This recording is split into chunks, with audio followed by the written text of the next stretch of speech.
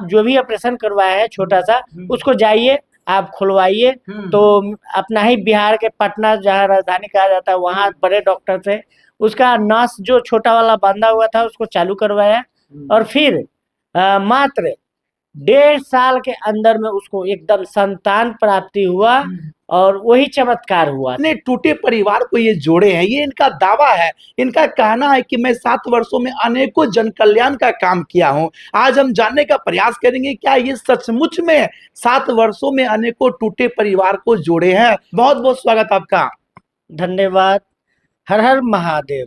कैसे हैं बाबा आप? एकदम बहुत मस्त है, आप और धाम बाबा का कृपा है। जी जी, आप धाम कहाँ लगाते हैं बासु बताइए। धाम मेरा है मोतिहारी जिला, जो पूर्वी चंपारण के नाम से भी जाना जाता है, और ढाका प्रखंड पचपकड़ी बाजार स्थित रानी पोखर पे दरबार 7 वर्षों से लग रहा है। प्रत्येक रविवार को दरबार लगता है, और श्री महाबाबा धाम का एक मैं शिष्य हूँ, और मेरा नाम मुकेश चौधरी भगत जी है। बाबा, हर युग में संतों ने मानव का तो उत्थान किया, उपकार किया है। क्या सचमुच में आप 7 साल में अनेकों टूटे परिवार को जोड़े हैं? अगर जोड़े हैं तो कितने ऐसे परिवार को आप जोड़े हैं, सो बताइए कैसे जोड़े हैं।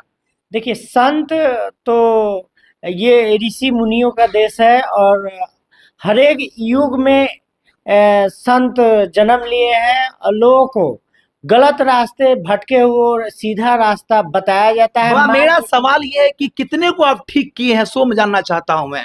वो तो अनगिनत है, उसका कोई गिनती नहीं है। अब क्या बताएं, उसका गिनती तो कैलकुलेट हम 7 वर्षों में अभी तक नहीं किए हैं। लेकिन 1 वर्षों से पर्ची जो कट रही है, उस पर्ची के अनुसार अभी लमसम 20,000 प्लस लोगों का पर्ची कट चुका है धाम से। मात्र ऑन रिकॉर्ड कर रहे हैं 20,000 प्लस। 20,000 प्लस पर्ची कटा है, और मात्र 6 से 7 महीना के आसपास में। आप 7 साल में कुछ ऐसे परिवार के बारे में बताइए जो कि उनका उपकार हुआ हो, जो कि सभी जानना चाहे कैसी तो उपकार किए, उनका क्या समस्या रही होगी, कोई क्रिटिकल बात हो तो बताइए। क्रिटिकल बहुत सारी बातें हैं, जैसे कि एक चमत्कार, लोग कहते हैं कि चमत्कार कैसे हुआ, तो चमत्कार के बारे में भी हम बताते हैं आपको। मेरी एक मौसी का लड़की थी, और एक भाई बहन का रिश्ता था, और उनका पति भी एक बहनोई के रिश्ते से आते थे। बिल्कुल। लेकिन जब तक रिश्ता समझ रहे थे तब तक चमत्कार नहीं हो रहा था।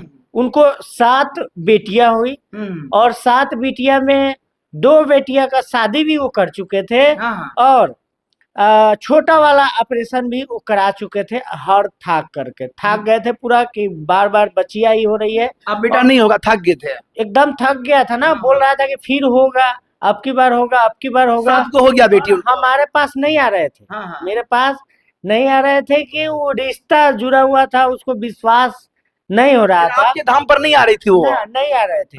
लेकिन वो रिश्ता समझ रहा था, रिश्ते से जुड़ करके नहीं आ रहा था।